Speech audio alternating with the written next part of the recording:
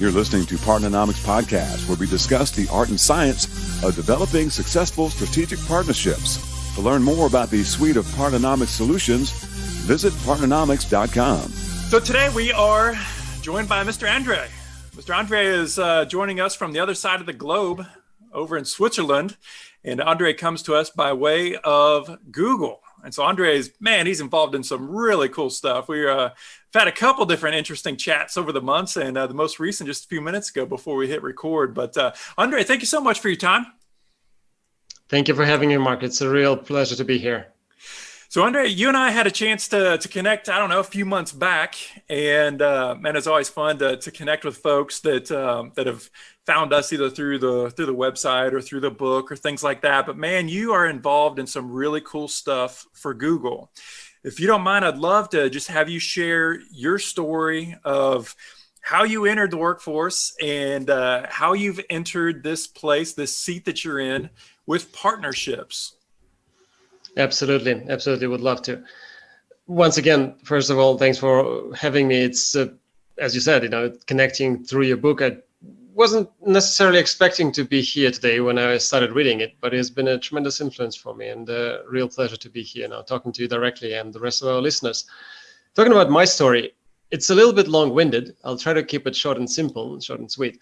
I joined Google just over 10 years ago and doing something entirely different. Started off joining it in Dublin, working for a team called Trust and Safety, working on some really fascinating aspects of how people try to game the system and trying to understand how to deal with that from the inside. And then I drifted sort of within that role, I drifted towards working more and more with the community and more with external partners, trying to, first and foremost, educate people and explain how to do the right thing for the users, for their users, for our users, for everybody's users, for everybody's benefit eventually. And also getting engaged more and more with industry partners to collaborate on safety and security initiatives. And that kind of drove me to understanding that this is an area where my real passion lay. And so about 5 years ago, I started looking for an opportunity to dive deeper into that without necessarily leaving Google, because I still am digging the culture. And at that point I was not really looking that much outside, there's still things here that I really enjoy about the company. And so I had the opportunity to, while staying with the company, start doing something entirely different. We have a big team, a reasonably big team here at Google. Actually, compared to some of our sales teams, it's tiny, but it's generally a few hundred people globally, of folks across all sorts of products, from paid to free, and from really hyper-local to completely global, that deal with partnerships and that create partnerships with suppliers of information, but also with developers and other companies in the industry that drive technology forward. And I had the luck, I should say, over the last few years to get into the line of work that got me working on web and Chrome partnerships. Working with companies and organizations globally on really defining what web as a platform looks like and what it means for the world, how it serves Google's mission of organizing the world's information, making it universally accessible. Sort of trying to get to the bottom of what does that really mean and how do we put that how do we make that vision a reality together? So, Andrey, I want to kind of dig into, because it sounds like, a lot of what your career has been is kind of in similar paths of mine, where I've spent the bulk of my time working in technology and technology partnerships and those sorts of distribution partnerships, whether it's content or information. I want to kind of dig into working with product development groups. And what does it typically look like whenever different groups come to Andrey and Andrey's team, and you're working on Chrome specifically? What is a kind of a project or an initiative? What does that look like as you're kicking that off? There's many different ways this can happen, and I think at Google there's a very strong engineering culture, and a lot of solutions are born out of ideas that are driven by technology and possible solutions, always user-focused, always focused on the needs of what our end users might need or like, or might not even know that they might need or like until they see it. And yet recently, I think I've seen also a desire to ensure that this innovation comes conscious of the impact that it has on the rest of the players in the ecosystem. So generally speaking, when we work with product teams, it's a very strong collaboration where, let's say, a desire or a need that has been recognized is then reconciled with the realities of the market and the drives and the limitations, and therefore also the modifications that a product needs to receive in order to be successful, not just with the users, but with those who bring it to the users together with us. And I must say, I'm really privileged and really blessed to be in a position where we have frank and robust conversations with product teams across a whole range of areas on the web platform about how things are done right now, how they need to evolve, and what feedback we actually get once we put them out there. It's really invigorating, and it's me not being a product developer myself. I think it still feels tremendously uplifting to be able to have this sort of influence and impact on that. Yeah, Andrey, I want to do a deep dive with you and really dig into strategic partnerships. And this is really kind of the core that we try to go after at Partnernomics, is to really define what that word means, and then also to help business leaders understand how to get in that lane, because there's so much value to be had there. But I will also say that it's probably one of the most overused words in business, in profession, is strategic, and also partnering and partnerships. But tell me about it. the core there is innovation, right? It's innovation with the intent to create this competitive advantage. But it's really about innovation. And so partnerships at their core, and strategic partnerships, is leveraging the knowledge, capabilities, assets of other organizations to create this paradigm shift. And it only comes through innovation. So Google now has had a really strong reputation, and frankly, I would say one of the few organizations that has been able to sustain innovation. What does it look like inside of Google, and what is different? What makes that possible? It's harder for me to say what makes it different from other organizations. I don't have that much experience with them, other than the outside look that I get into some of the partner organizations that I work with.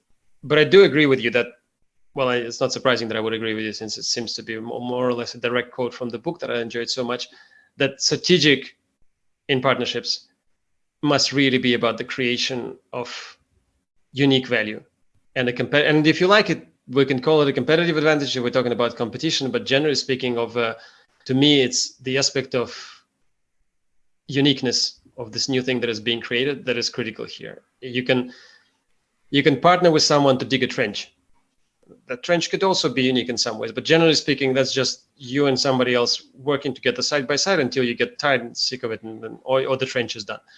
Or you can partner with someone to fly to the moon. And that's where the S in the strategic comes in. I think that's what makes an entire difference. Inside Google, our ability to sustain innovation, I think, has come from probably various sources, and I might not probably able to identify them all, but the ones that stand out for me are still a dedication for the mission, which I named before, and a big belief in it. And I think it flows naturally that when you aim so high as having an impact at a global scale, you necessarily involve other entities and organizations in your work, and therefore have to constantly learn and relearn how to engage and interact with them. And this could be for-profit, non-for-profit, governmental, non-governmental bodies, and they all have a different kind of impact on you as an organization, as a company, and you constantly learn and relearn how to deal with them as part of fulfilling your mission.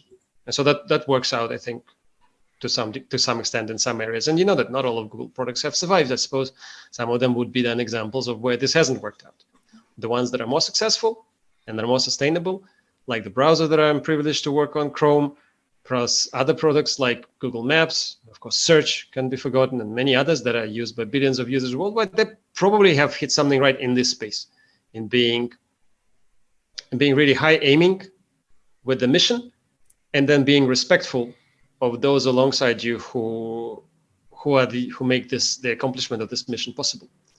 And then the other thing I think is also to not shy away from the ideas of and principles of open source. Now, clearly, not all of Google's products are open source. Not all of them are developed in an open source framework, but some are. And in particular, then closer to home for me, looking at the web platform and Chromium, which I don't know how many of our listeners today are aware of the fact that Chrome as a browser is built on top of an open source platform, also developed by Google, but not by Google alone, right? For example, right now, other companies like Microsoft and many others globally are contributing to the development of this underlying browser engine, as it's called, on top of which many other browsers are built. Again, Chrome, but also Edge by Microsoft and many others. And therefore, the belief in the need to drive platform level innovation in collaboration with a wide community of peers enables you to stay on top, to stay on your toes, to stay alert, to be both conscious of the need to continuously look for your own unique proposition, but also not to be afraid to derive the uniqueness and the value that we discussed from the partnership and from the collaboration that you build with others. I think those for me are the key here. Andrey, a couple of things that you said there that jumped out at me. Number one is, of course, not all of your new products that you've launched have been successful. And I think that's great. If the hit rate is 100%, I think we're doing something wrong, right? We got to be willing to push out and to push the edge, push the envelope, where we will have some failures. But that's a part of innovation. If we're doing innovation correctly, I believe we're going to have some failures, but those failures become learning points for us. But the second thing that you mentioned a couple different times that I'd love to hit on, because I think it is not appreciated to the extent that it needs to, and that is the mission. I mean, you said specifically Google's mission, the first piece of that being to organize the world's information. Talk to me a little bit about the importance, and this gets a little bit philosophical, but talk to me about the importance of understanding your organization's mission, being aligned with your organization's mission, and really feeling attachment, personal, emotional attachment to that. Is that a requirement? Is that an imperative? Is that what you look for other teammates that are jumping on your partnering team? That's a really great question, in particular because it can lead us down two avenues. One, discussing what are the requirements to be successful and happy at your workplace, but also how does this apply to partner selection and ecosystem work? Because just to preempt myself a little bit, I'll say that what you just called out there, we could ask the same questions about the partner selection process. And I think you touch on this quite nicely in Partnernomics, where you talk about the value alignment being a critical part of the partner adjustment and sort of partner selection and partner creation process. Talking about the position and the perspective of an employee or a team member, I think I hesitate to say that it's a requirement. I hesitate to say that you cannot be successful or happy in your work unless you entirely have drunk the entire vat of Kool-Aid and just sort of baptize your children in it. However, I feel that if you find ways to align your own values with the values and mission of the organization that you participate in, if you find yourself surrounded by people sharing those values, it is certainly easier. I am a big fan of the Ikigai concept of approach to personal fulfillment. And we're not going to dive too deeply into that, and people can look it up separately. We also can leave show notes and some links in there. But it's all about combining, in a nutshell, pretty much, doing what you like, being paid for it, and feeling like it has an impact. And you're going to always have everything. Sometimes you just do what you like and never get paid for it. And sometimes you just get paid for doing stuff you don't particularly like. But the more of those pieces of the puzzle you can join together, the higher the satisfaction you will derive from your day-to-day life. And clearly, and here I'm the last person to say that this is the only place from which you can derive satisfaction in life, but it's an important element of it, and you might as well try if you can. So I would say definitely being attuned to the mission of the organization that you're part of, feeling that you're surrounded by people that are attuned to it as well. It helps you. Also, I tell you why, another reason why it's important.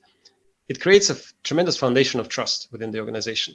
Because if you believe that you share a common set of values with the people around you, it's much easier for you to look past mistakes, to assume best intent, and implement all the best practices that we know of in terms of building relationships.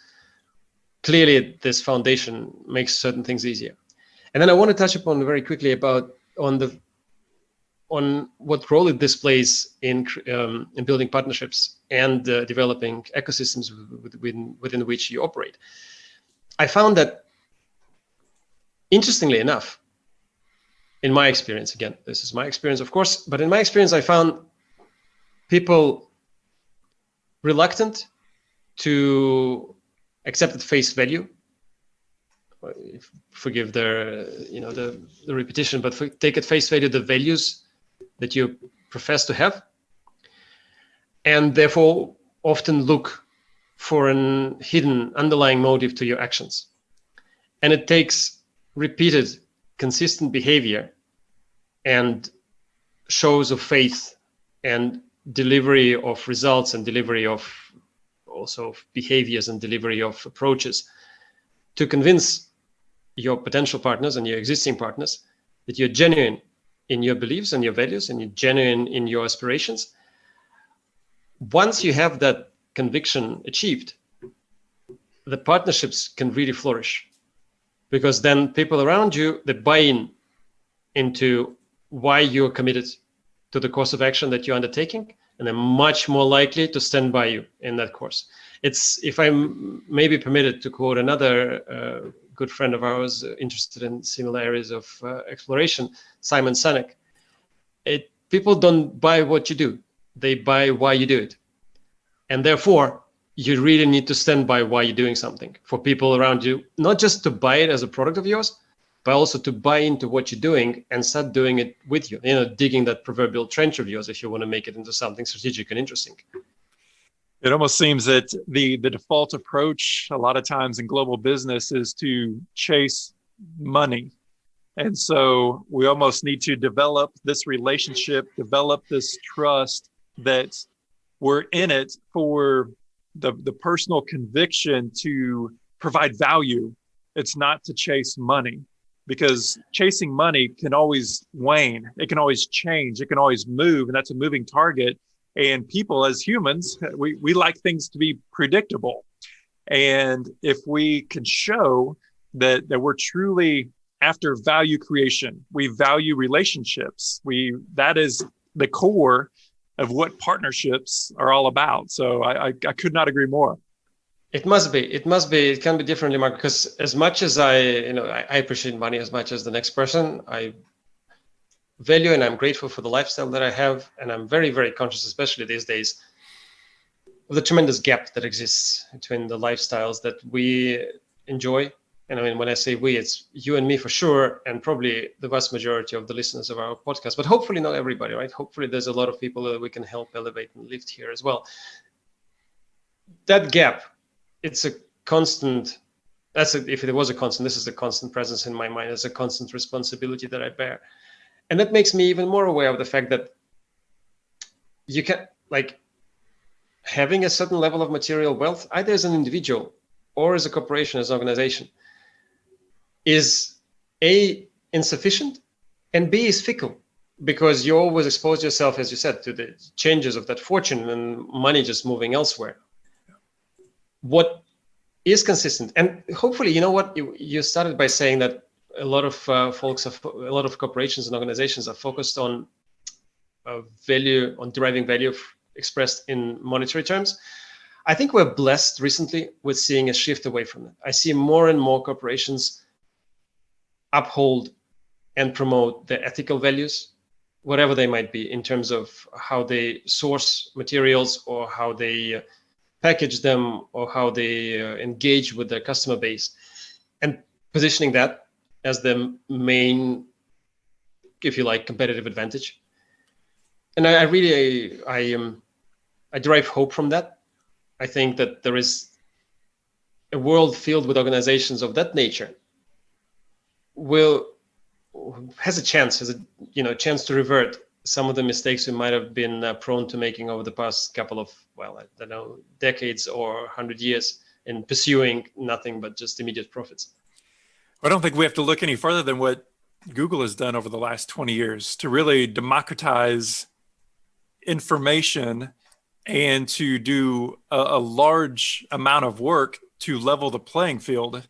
I think today, now more than ever before, you can literally have a half a dozen people in the proverbial garage building a business. They can look like $1 billion company today and act like $1 billion company today easier now more than at any other time in history, I believe. And I think a large part of that is and with the powerful tools that organizations like Google and others, that they are able to provide to organizations. Andrey, I want to shift gears a little bit and talk, you're literally a half a world away from me right now. Let's talk a little bit about international partnerships and different regional cultures and what it's like to work with different people from around the world as we partner with them to build these platforms, these ecosystems, these solutions. Oh, that's a topic that's very close and dear to my heart. Thank you for bringing this up, Mark. Well, first of all, what it's like. It's incredibly enriching. It's incredibly enriching and stimulating. It feels like a never-ending learning journey. If you're the kind of person, dear listener, who likes learning, throw yourself into an environment where you're able to interact with cultures other than your own. And cultures can have all sorts of definitions. As of course, the first one that comes up in this context is this sort of national geographic definition, where you have your English people and the French people and the stereotypes attached to all of that. But it's not just that. It's your background, it's a sociocultural background, it's your outlook on gender, it's your own definition of whatever it is that you belong to and what others belong to. And the more you mix and mingle with people from different walks of life and different origins, and the more open you are to those interactions, the more you will see yourself growing exponentially as a professional, as a person, the more grounded you will be in facing the fluidity of this world, because you'll be able to draw on experiences that are up to a point unlike your own, but then once you have shared them, become your own as well, and make you bigger and make you richer. I personally, to give an example, have recently begun working a lot more developing our partnerships and ecosystems in Africa.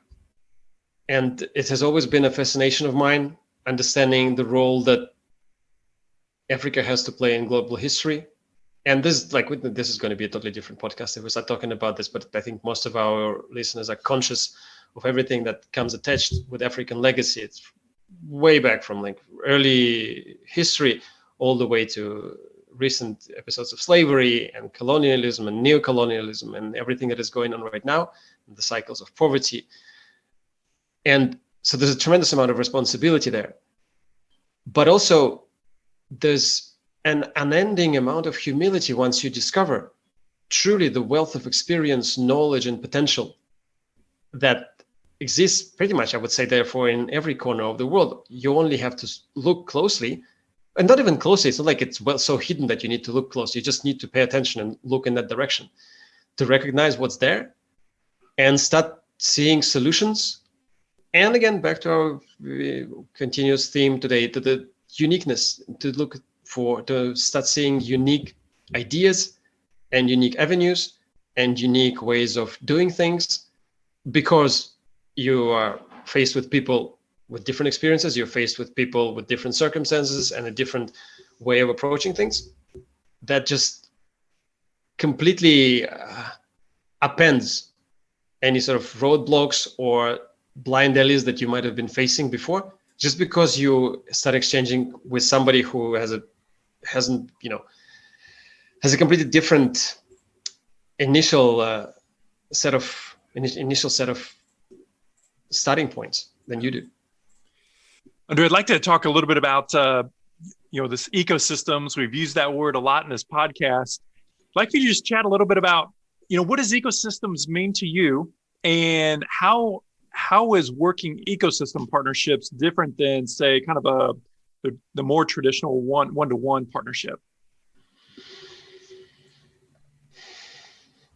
Probably easier to start answering the second part of that question.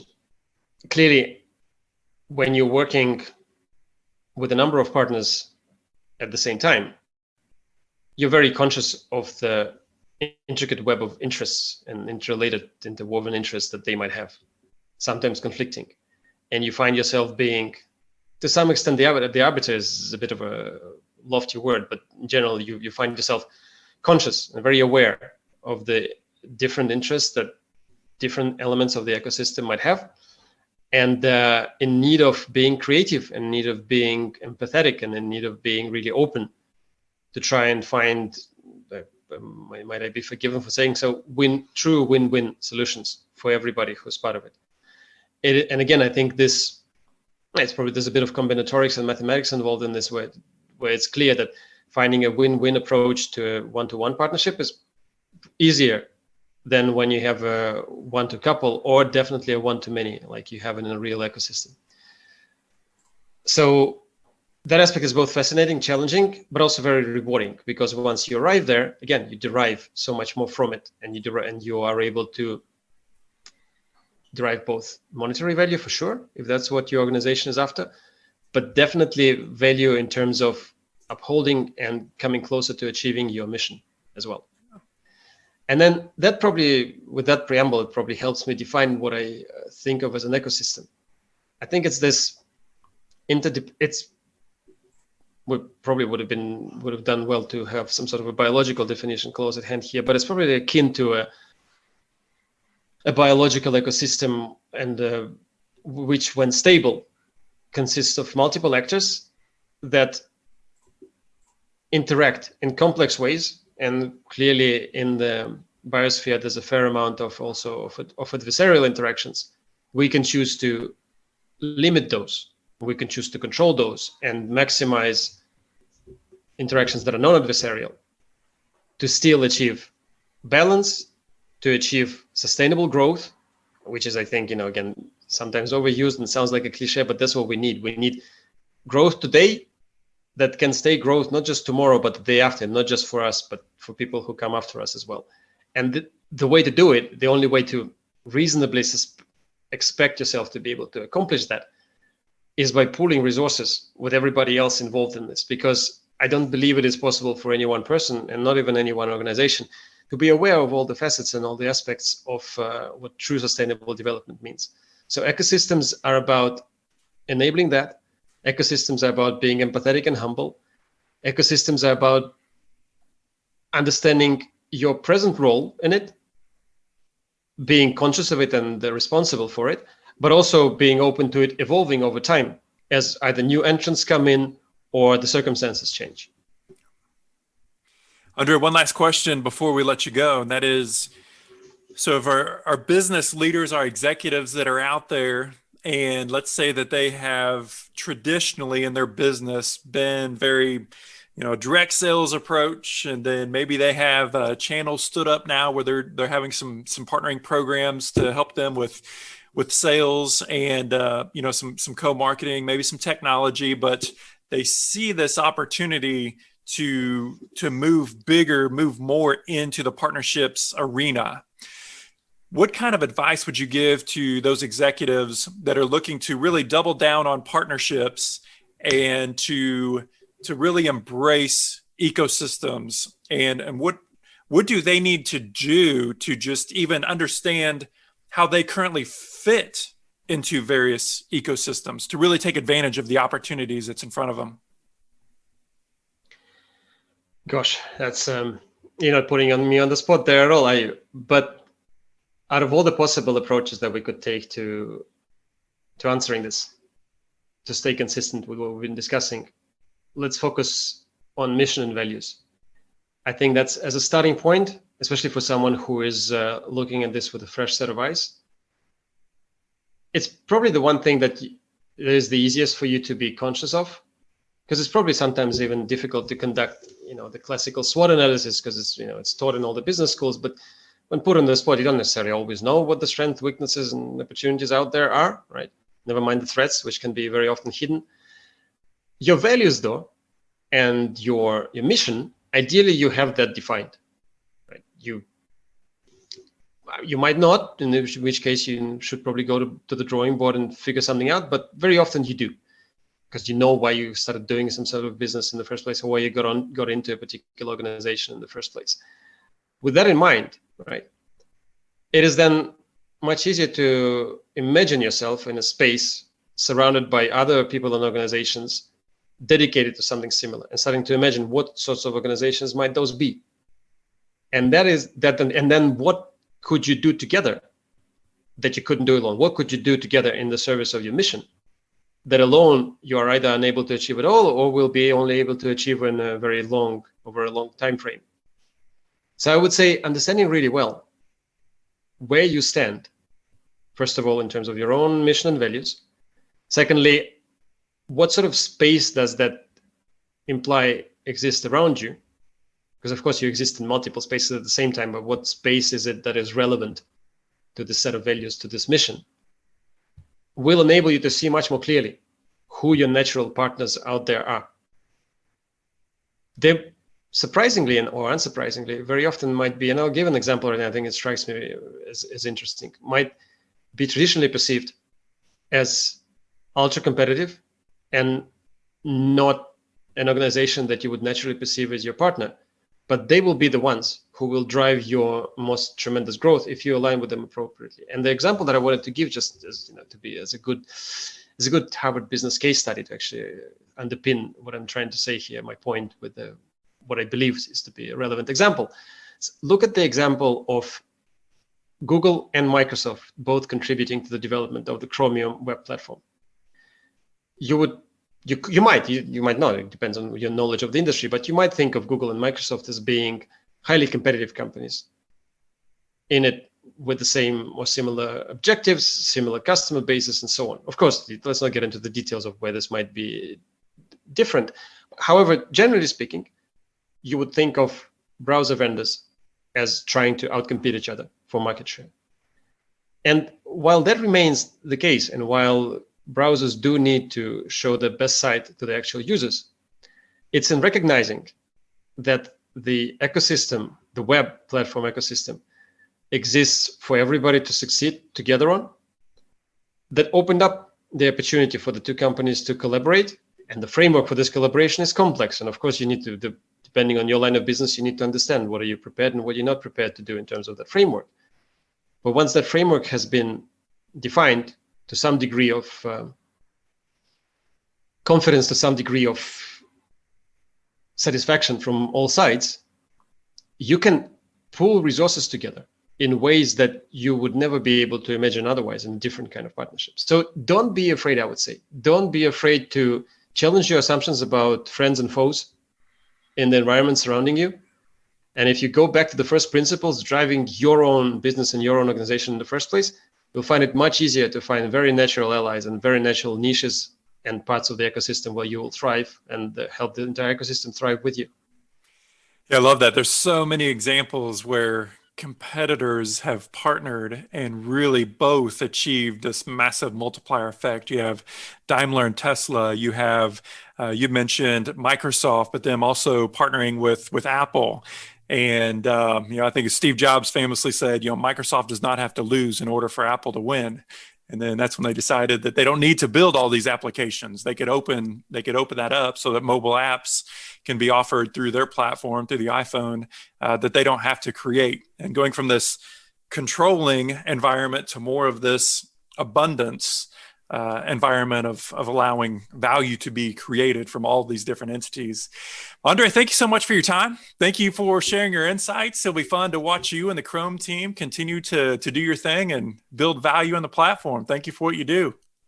Absolutely, and thank you, Mark, for doing what you do, bringing the good word out there. And I'll be, watching your progress with a lot of interest and passion as well.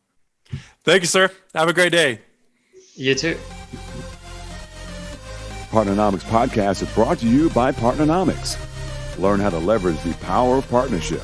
To listen to more episodes of Partnernomics Podcast, visit partnernomics.com.